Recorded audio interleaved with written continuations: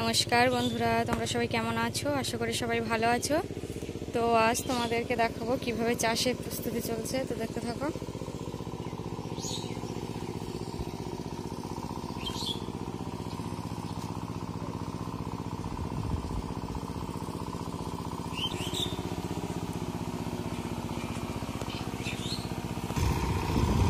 একদিকে চাষ হচ্ছে, আরেকদিকে তলা।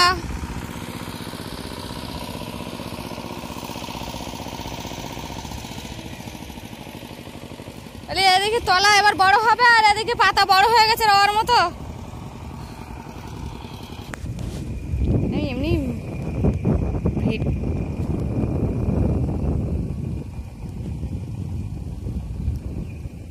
আর একটু জল হলে মাছ আসবে না? আর একটু জল হলে এদিকে মাছ আসবে।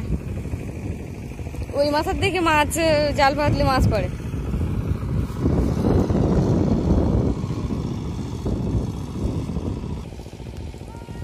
পুকুরটা দেখতে আসেনি, বেশ বড় সড়ো পুকুর কাটিয়েছে যে। মেঘলা মেঘলা ওয়েদার।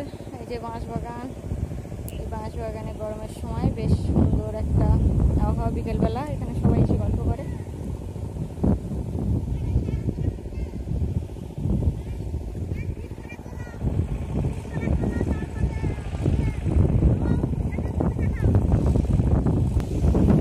এখনো যেসব জায়গায় জল হালকা হালকা আছে সেখানে ছাগল বাঁধেছে, তো ছাগলগুলো খাচ্ছে। এরপর থেকে পুরো ছাগল বাঁধা বন্ধ হয়ে যাবে, কারণ পুরোটা চাষ হয়ে গেলে তো ছাগলের রাখার জায়গা, ওই থাকার জায়গা হবে না বা যাওয়ার জায়গা হবে না জলে। ধান চাষ হয়ে গেলে যদি যায় এই বাঁধের উপরতেই যায় ছাগল, ওই মাথা পর্যন্ত। ওটা হচ্ছে খালপাড় আমাদের, ওটা খালপাড়। ওই যে আমার বাবা পাতা নিয়ে যাচ্ছে, এখন ওই মাঠে যাবে। ওইদিকে একটা জমি আছে, ওইখানে রওয়া হচ্ছে বাবাদের। বাবা যাচ্ছে।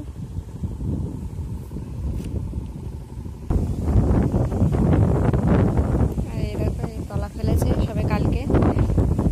ধানগুলো আগে বের করে নিয়েছে, নিয়ে আর হচ্ছে তলা ফেলেছে। আর এপাশে সবে বড় হয়েছে।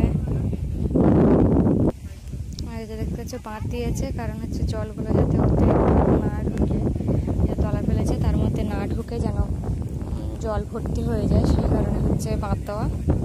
জল কতটা বাঁধের পাশে, পাশে অতটা জল নেই।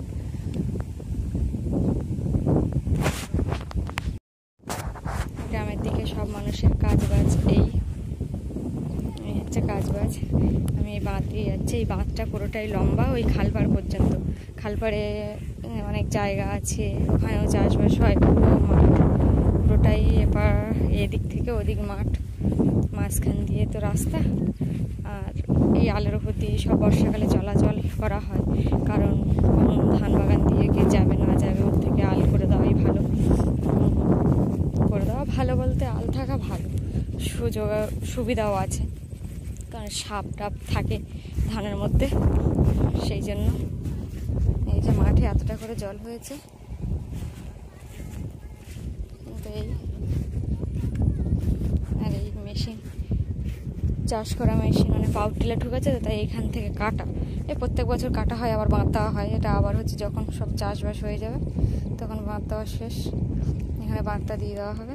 এই যে দেখতে পাচ্ছি এখানে কতটা করে আল কাটা হয়েছে।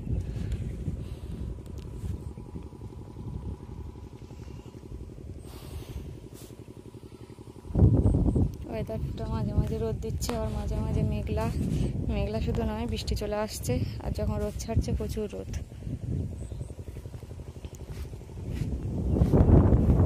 আর এই রোদে সব মানুষ কাজ করছে, কি করবে, কিছু করার নেই। গ্রামীণ মানুষের এই কাজ না করলেও হয় না। বাগান লাগানো, ধান রোয়া, ধান চাষ করা, এগুলো না হলে হয় না। তবে যখন ফসলটা হয়, যে মানুষের যে কষ্ট নেই তা না, এদের কষ্ট আছে, কারণ সময় অনুযায়ী সব করতে হবে, না হলে হবে না। সময় পেরিয়ে গেলে আবার এগুলো চাষ করা সাধ্য। সময় পেরিয়ে গেলে ধান গাছ হয়তো বড় হবে না, ধান হবে না, বা ইঁদুর লেগে যাবে। একটা সময়ে চাষবাস করলে ফসলটাও ভালো হয়। আর এই যে পুকুরটা দেখতে পাচ্ছেন সবে কাটিয়েছে, আমি এখন দেখিনি, মানে আসিনি এই মাঠটায়, সেরকম আসা হয় না পুকুরটা দেখতে। তো আজ আজ চলে আসলাম, তো তোমরাও দেখো।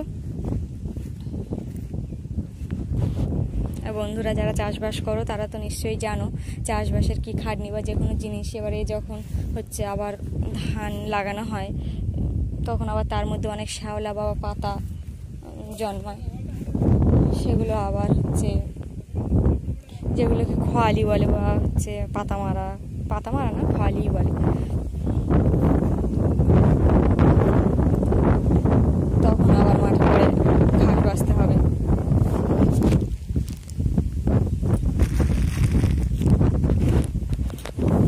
কি করবে আবার যখন হচ্ছে ধান গাছে একটু ইয়ে হয়ে যায়, ওই কালো কালো হয়ে যায় আর কি, পাতাগুলো কালো ঠিক না, কেমন ফ্যাকাশে মতো ধরা ধরা মতো, তখন আবার সার বিষ মারতে হয়। মানে এর পিছনে প্রত্যেকটা যতদিন না ধান ঘরে উঠছে ততদিন মাঠে এই ধান গাছের পেছনে কাজ করতেই হবে।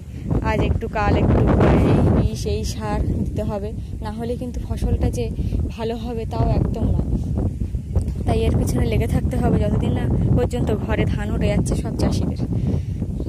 আবার ধান উঠলেও সেটা যদি বিক্রি হলো তাড়াতাড়ি তো ভালো, আর না হলো তা সে ইঁদুরে খাবে, না নষ্ট হয়ে যাবে। এবার এই ধানগুলো তাড়াতাড়ি বিক্রি হয়ে যায় বা অনেক সময় গাদা দিয়ে রাখে, ধানের গাদা বড় বড় গাদা দিয়ে রাখে। দেখতে পাচ্ছে এখান থেকে কিন্তু পাতা তুলে রওয়া হয়ে গেছে, হ্যাঁ ওই জন্য এরকম দেখাচ্ছে। এই যে এতটা পরিমাণে পাতা তুলে রওয়া হয়ে গেছে, হাফ হয়ে গেছে, আর এখন শুরু হয়নি এরকম। আবার এই পাতাগুলো বড় হলে এখানেই রওয়া হবে। পুকুরটায় যেতাম কিন্তু ওখানে অনেকটা কাদা, ওই জন্য আর যাবো না, কারণ পুকুরটা তাহলে পুকুরের ধারে এবছরে সবে পুকুরটা কাটানো, তো কী কী লাগিয়েছে চারিপাশে সেটা দেখতে পেতাম, কিন্তু তোমরাও দেখতে পেতে আমার সাথে। তো দেখছি চেষ্টা করে যাওয়া যায় কিনা ওই পুকুরটায়। যে হাঁটতে হাঁটতে এই পর্যন্ত চলে এসেছি, ওই যে পুকুর, ওই যে ওখানে অনেক কিছু লাগিয়েছে গাছ, বেশ সুন্দর লাগছে, কিন্তু সবই চকচক চকচক করছে। এখানটা কিন্তু আগে নিচু ছিল, এবার এই পুকুরের মাটিগুলো এখানে ফেলেছে বলে এরকম এতটা উঁচু হয়েছে। আর দেখো কি সুন্দর এই মাটিগুলো ধুয়ে ধুয়ে একদম সমান হয়ে গেছে, দেখলেই মনে হয় একটু হাত দিই। এই যে এটা হচ্ছে কাকা শ্বশুরদের পুকুর আর কি, পুকুর কাটিয়েছে। আর এই ঘেরা দেওয়া নেট দিয়ে যাতে ছাগল না ঢোকে, সেই কারণেই ঘেরা দেওয়া। তো দেখো এই যে অনেক রকম গাছ লাগিয়েছে, এই তো কদিন আগেই লাগালো। দেখো বন্ধুরা দূর থেকে মাঠটা দেখতে কতটা সুন্দর লাগছে, তোমরা উপভোগ করছো নিশ্চয়ই। কিন্তু চাষিদের অনেক কষ্ট, মানে এই সময় কষ্ট করেই ওদের হচ্ছে চাষবাস করতে হয়। তো ভিডিওটা আজ এই পর্যন্ত, ভালো লাগলে অবশ্যই লাইক শেয়ার কমেন্ট সাবস্ক্রাইব করবে, আর ফেসবুক থেকে দেখলে ফলো করবে। টাটা।